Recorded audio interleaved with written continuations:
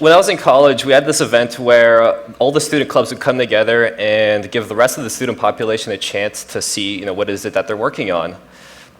There was one particularly shy individual who would just be walking around for millennia at a time, trying to overhear the different conversations that are happening between the students and the organizers to see if he can get some of his questions answered.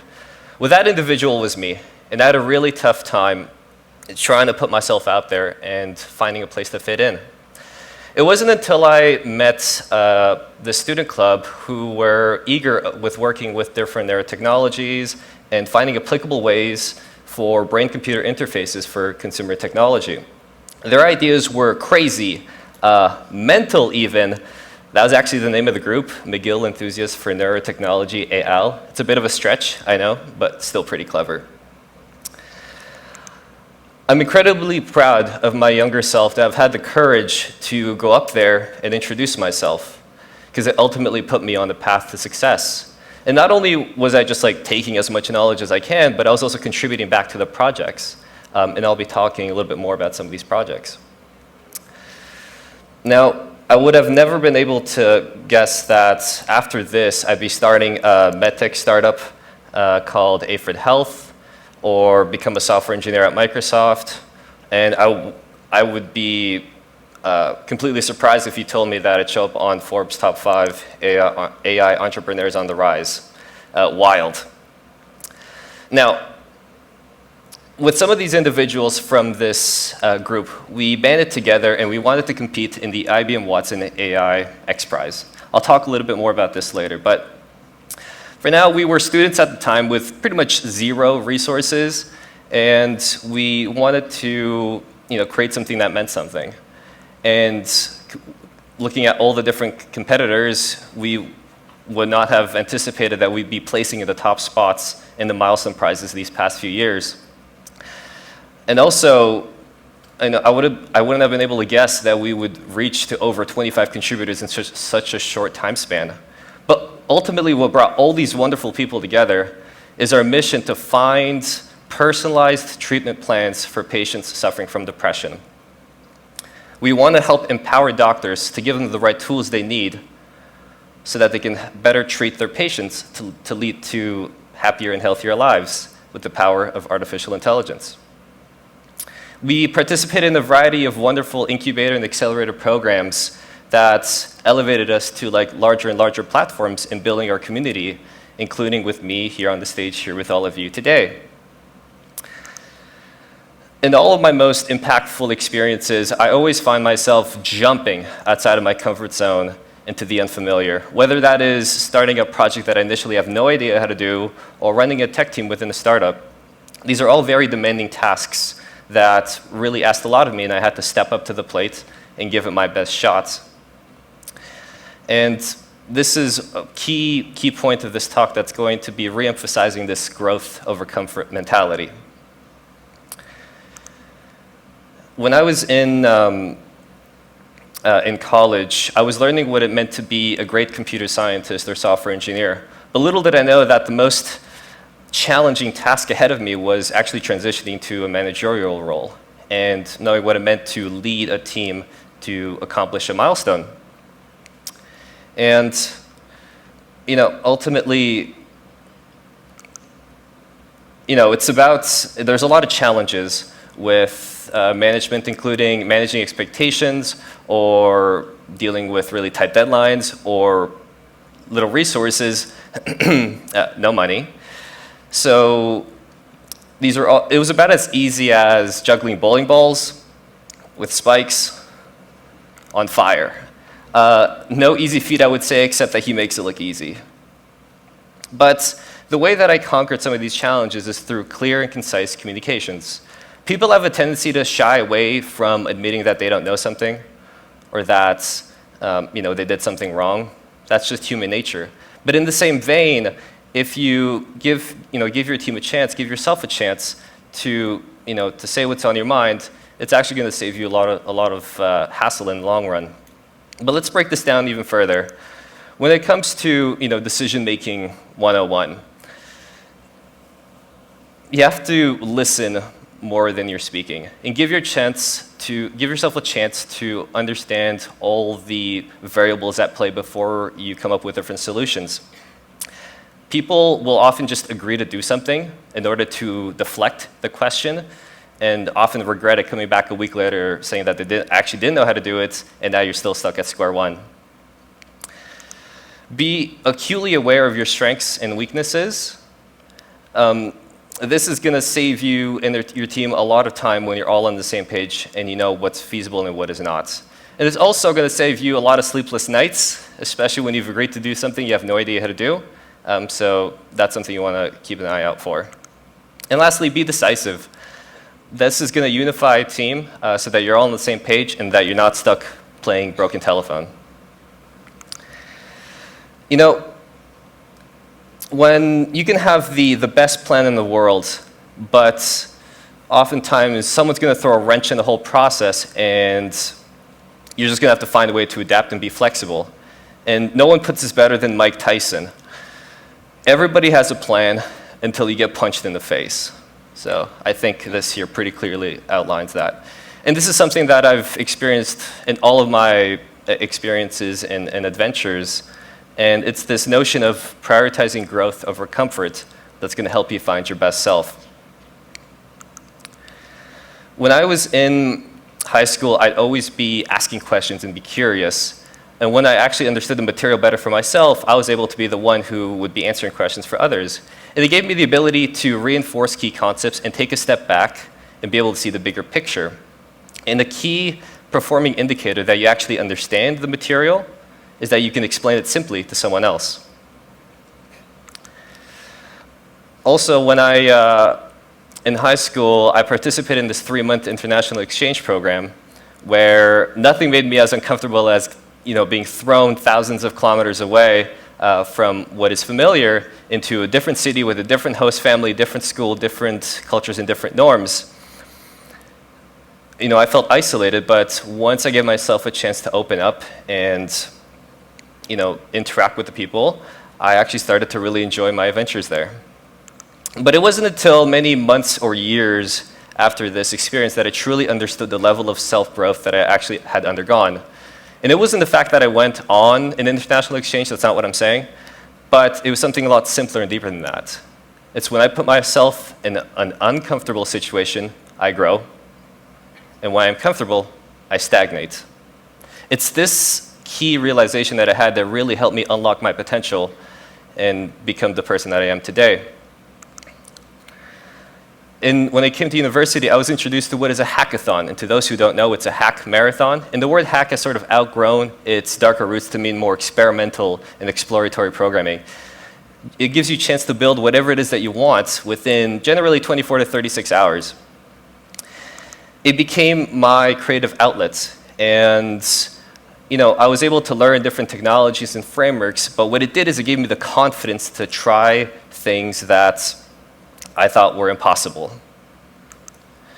This led me to take on longer-term projects, such as working with a brilliant computer scientist and biomedical engineer at the Montreal Neurological Institute, where we worked on pre-processing and segmenting brain images to help radiologists and scientists. And this is some fun-looking slides here.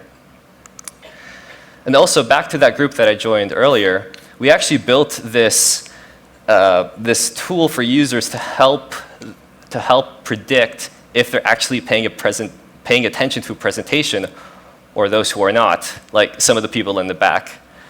I'm just kidding, everyone's paying attention. But one of the most transformational experiences that I've gone through is actually building a startup from the ground up. I've learned many valuable lessons along the way, and it hasn't been easy, but it has molded me into the person that I am today. With some of the individuals, we got together and we wanted to compete in this IBM Watson AI XPRIZE because it was asking of the competing teams to set themselves ambitious goals and to challenge the status quo.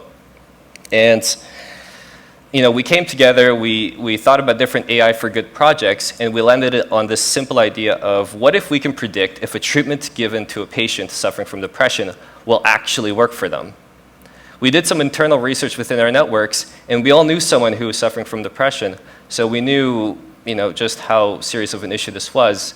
And we didn't have to dig very deep, as you can see here, that's how widely of an issue this is with no clear solution in sight.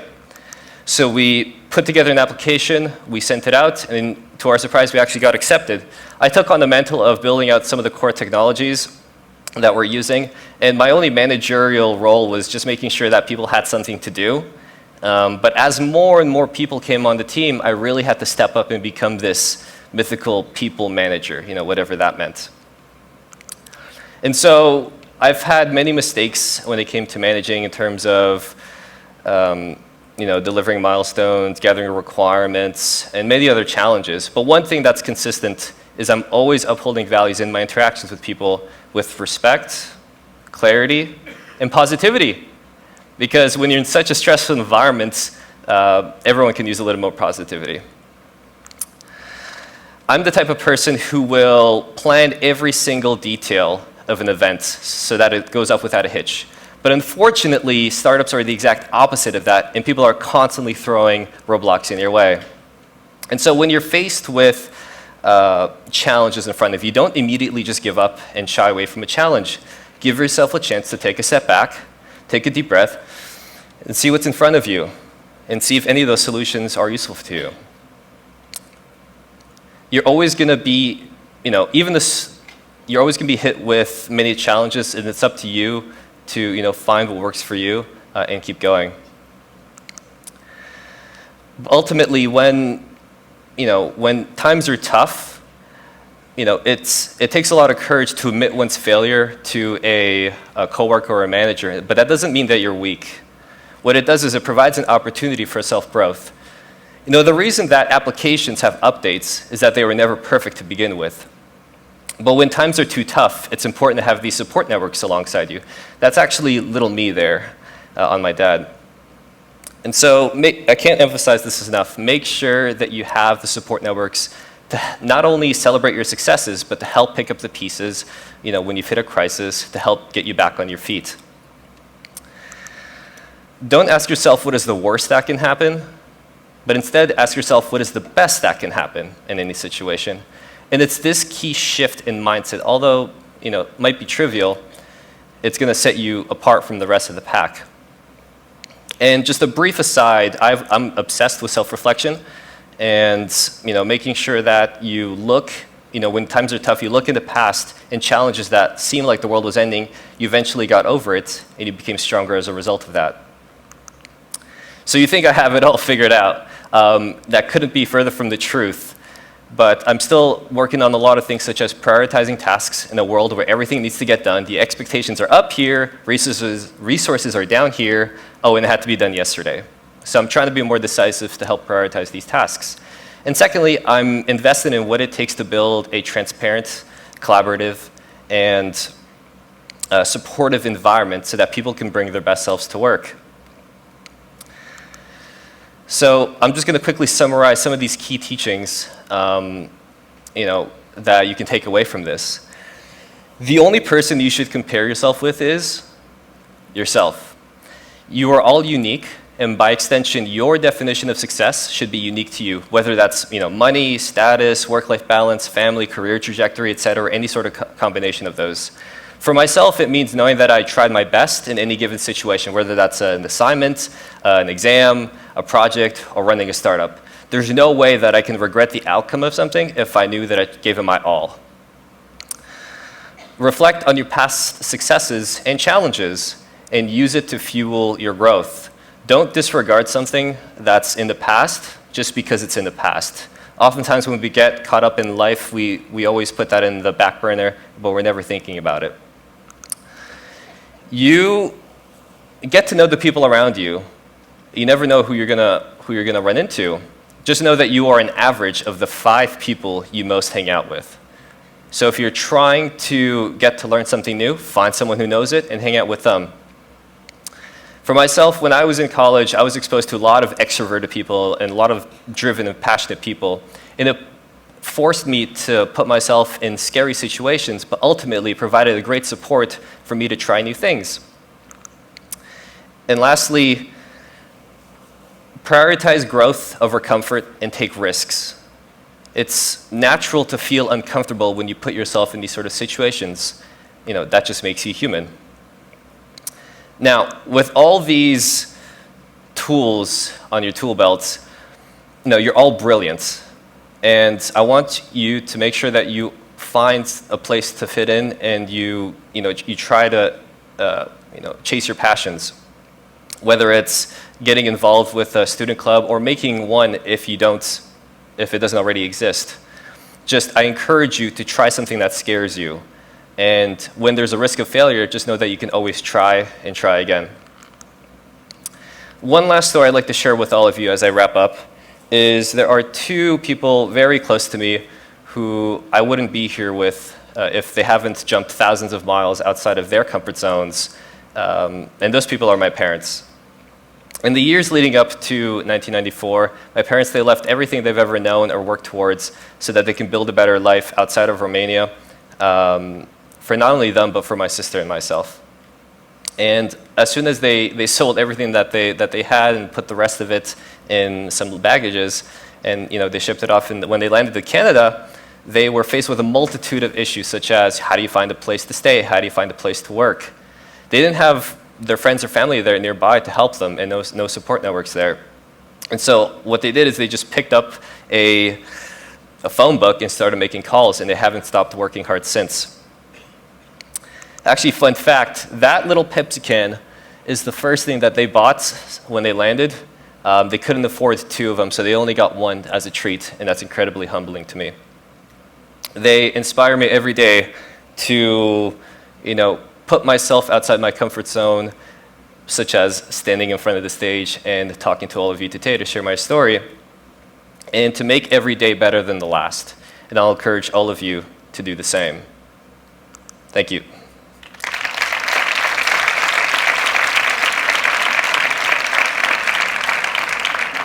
All right, questions. Let's see, what do we have here? What would you tell someone that does not have a concrete goal? First thing I would say is try to get your feet wet with many different things. When I was in elementary school or university, just try as many things as you can. I couldn't decide if I liked biology more or computer science more, so I just ended up majoring in both. And ultimately, I found myself a niche. Next up, do you think not being agreeable is a good quality to grow at work? I think maybe in certain contexts, there's a difference between, being confident and not being agreeable. There's some slight nuances, but make sure that when you come to work, that you always have an open mindset for different activities and different opinions. Because the worst thing that can happen is when two people from two different cultures, like cultural mindsets, will come together and will fight over a feature set or whatever it may be, and ultimately nothing gets done. So you want to make sure that you're still open and still confident in your own ideas, that you can still push a project forward. How would you explain your dream job in one phrase? That's a tough one.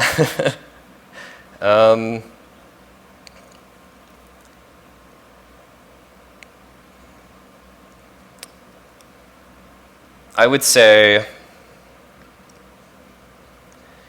if you could do something that will inspire someone else to do something even greater than what you're currently working on, whether that's me working on AI things related to mental health, or it could be any other field.